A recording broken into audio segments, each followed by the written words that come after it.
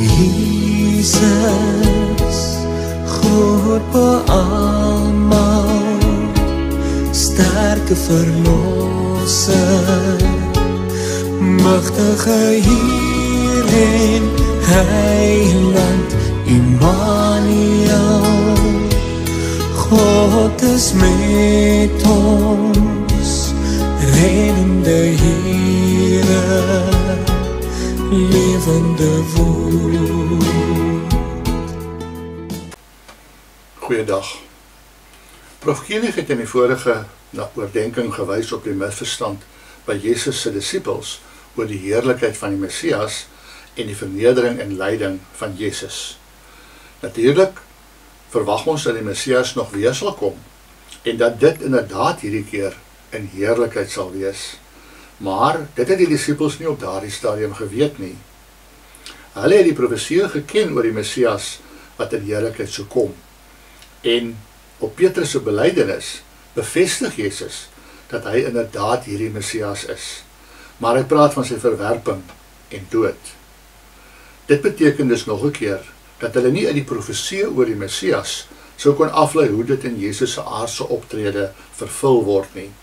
Op grond van die profesie verwag hulle 'n Messias in heerlikheid, maar die Messias kom in vernedering. As ons nou terugkyk na die spesifieke vervullings en die twee algemene vervullings, is dit duidelik dat ons, al is dit teen wil en dank, die gedagte heeltemal moet laat vaar dat profesie letterlik vervul word. In die meeste gevalle is daar op sy beste maar net 'n vaag ooreenkoms tussen profesie en die vervulling. In ander gevalle gaan dit glad nie om 'n profesie nie, maar om 'n geskiedenis wat 'n vaag ooreenkoms toon met wat nou gebeur.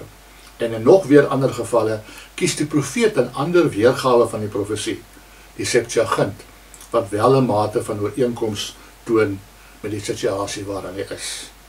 Ons gevolgtrekking: profesie word so vry vervul dat ons nie vooraf uit die profesie se bewoording sou kon aflei hoe die vervulling sal lyk nie.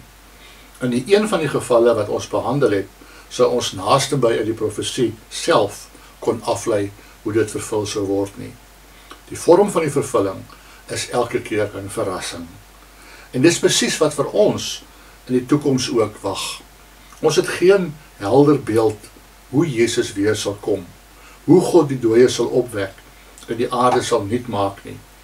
Ons kan ons enige voorstellings maak wat ons wil, maar ons moet ons gereed maak vir groot verrassings.